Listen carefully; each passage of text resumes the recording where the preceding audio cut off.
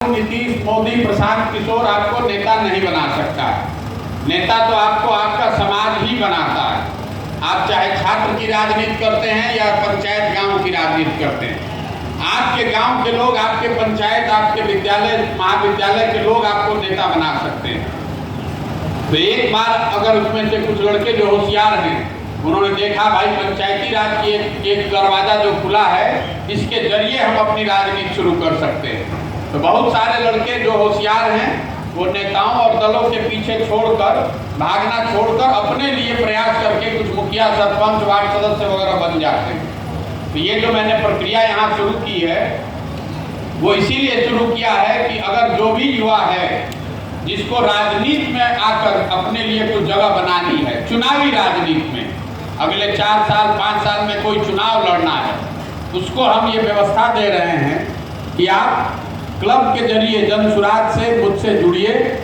अपने लिए अपनी पहचान बनाइए, अपने गांव, अपने पंचायत में काम कीजिए और जब समय आएगा अगले 2, 3, 4 साल में, अभी बता दीजिए कि कौन सा चुनाव लड़ना चाहते हैं, आज से मिलकर तय कर लेंगे और अभी से आपकी चुनाव की तैयारी शुरू कराएंगे। चुनाव लड़ने के लिए जो सलाह है और जो सुविधा संसाधन है वो दोनों ही आपको जनसुराज से मिलेगा, लेकिन काम आपको करके दिखाना पड़ेगा।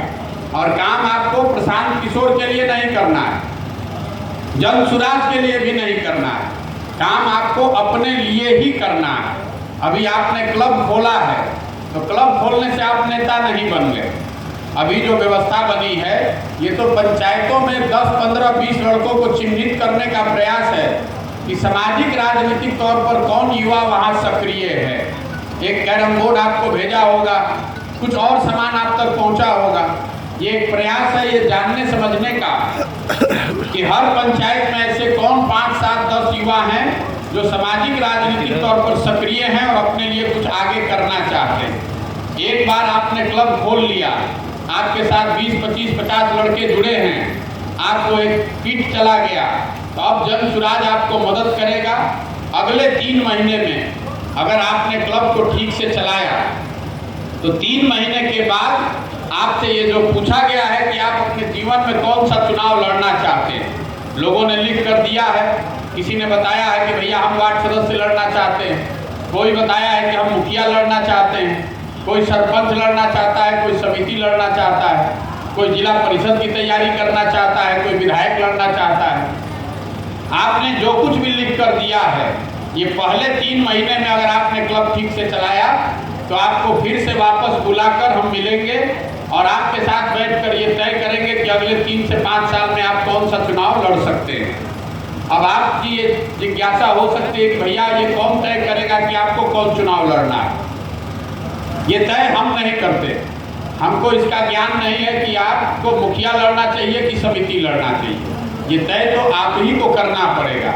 जैसे आप जीवन में तय करते हैं कि आपको बैंक का परीक्षा देना है कि रेलवे में जाना है, आप ये तय करते हैं कि आपको टीचर बनना है कि सेना में जाना है, उसी तरीके से आपको यहाँ भी तय करना है कि आप सरपंच का चुनाव लड़ना चाहते हैं कि जिला परिषद लड़ना चाहते हैं।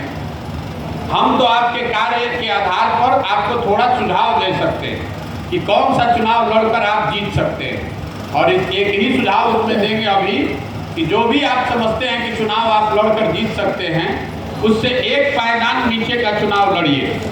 मान लीजिए कि आप कुश्ती की प्रतियोगिता में गए हैं, आपका वजन है 62 किलोग्राम और 80 किलोग्राम में भी कुश्ती हो रहा है, 60 किलोग्राम में भी कुश्ती हो रहा है। अगर 60 में लड़िएगा तो लड़कर गोल्ड मेडल जीतिएगा, 80 में लड़ने जाइएगा तो पहले दौर में हार कर बाहर हो जाइएगा, कोई आपका नाम भी नहीं जानेगा। तो लोकतंत्र में चुनाव लड़ने का कोई खूबी नहीं है। लड़ने के लिए तो आप जाकर राष्ट्रपति का चुनाव लड़ सकते हैं।